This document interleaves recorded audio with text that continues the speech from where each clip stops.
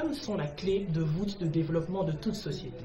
Dans la mesure où la femme en tant que telle est celle qui donne l'éducation et par la même occasion qui oriente d'une certaine manière la pensée des enfants.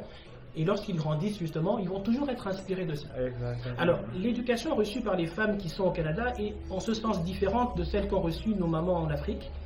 Et cela est dû non seulement à une meilleure instruction, à plus de possibilités d'accès au travail, à aussi donc une possibilité d'être active même sur ce marché du travail, et donc par la même occasion, elles ont donc un bagage intéressant, donc une expérience qu'elles peuvent transposer en Afrique et qui aura une incidence positive, on va dire, sur les mamans. Exactement. Donc il existe un lien de complémentarité entre les femmes du Sud et les femmes du Nord.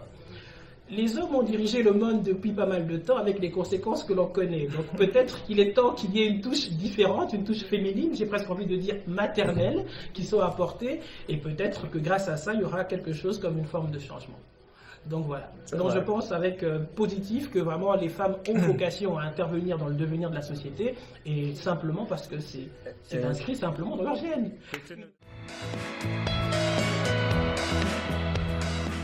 Il y a beaucoup de choses en fait qui peuvent être faites. Déjà, des mesures de soutien.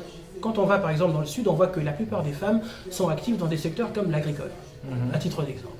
Et bien, ces mamans ont besoin d'être soutenues par des actions concrètes. C'est-à-dire que les femmes qui sont au Canada, en Belgique ou en Angleterre peuvent décider de faire des récoltes de fonds, par exemple, pour soutenir ces actions. D'autant plus que maintenant, avec la Covid-19, on remarque que leur activité en Afrique est à l'arrêt. Et alors, si des femmes, par solidarité déjà, parvenaient à envoyer des fonds pour soutenir ces mamans, ça serait pas mal. Il y a aussi des orphelinats chez nous au Congo, par exemple, au Cameroun aussi, j'en ai vu. Et ce qui serait intéressant serait de soutenir ces enfants ou ces filles-mères, ces enfants qui sont livrés à eux-mêmes. Et quelque part, voilà, c'est ça l'action en fait qu'on peut attendre d'une personne à l'étranger. On ne va pas attendre qu'elle se substitue aux politiques, mais qu'elle vienne compléter l'action des politiques parce qu'au fond, l'Afrique c'est à nous. Hein. C'est à nous. Hein. Voilà.